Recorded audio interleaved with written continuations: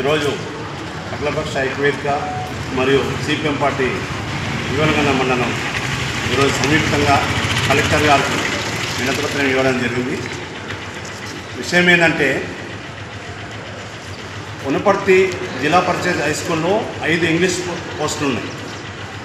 అయితే విపణగంధ హై స్కూల్లో 2 స్కూల్లో కలిపి ఒకటే ఇంగ్లీష్ పోస్ట్ ఉంది.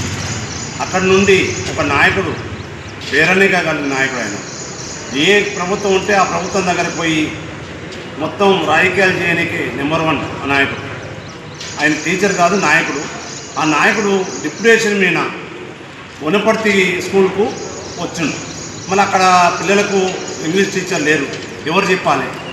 ఎట్టి పరిస్థితిలో వనపర్తికి నాయకుడు మాకొద్దు.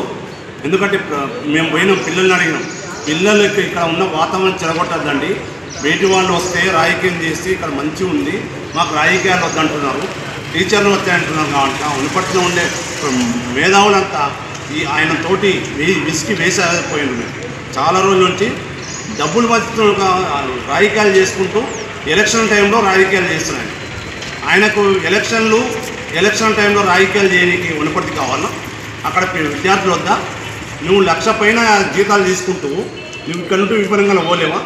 ఇక్కడ ఒక ఇల్లు కేతేపల్లిలో ఒక ఇల్లు పెట్టుకొని నీకు నాకు కలవరాలు ఇస్తే ఇవ్వాలి, లేకుంటే వనపర్తి కొడతా. ఇది ఇక్కడి పద్ధతి. ఎట్టి పరిస్థితుల్లో అతను డిప్యూటేషన్ క్యాన్సిల్ చేయాలి. డబ్బులు పెడుతున్నాడా, నాయకుడు ఉపయోగించుకుంటున్నా, పైన పోయి డిప్యూటేషన్ తెచ్చుకున్నాడు. ఎవరు పేదలు ఉన్నారు, చాలామంది రోగులు ఉన్నారు, తర్వాత చాలా ఉద్యోగులు, తర్వాత ఆడవారు ఉన్నారు. వాళ్ళు అడిగారు, కాళ్ళు నొప్పులు ఉన్నారు, వాళ్ళు అడిగితే ఇస్తలేరు. ఈయన గట్టిగా ఉన్నాడు, గుండంగా ఉన్నాడు. ఆయనకు ఎందుకు వేయాలి తెచ్చి వనపర్తి? కనుక మేము ఖండిస్తున్నాం. ఆయన డిప్యూటేషన్ రద్దు చేయకుంటే పోరాటాలు చేయడానికి మేమంతా సిద్ధంగా ఉన్నాం. రేపు పొద్దున అన్ని స్కూళ్ళు బంద్ చేసి వనపర్తి సెంటర్లో కూర్చుంటాం.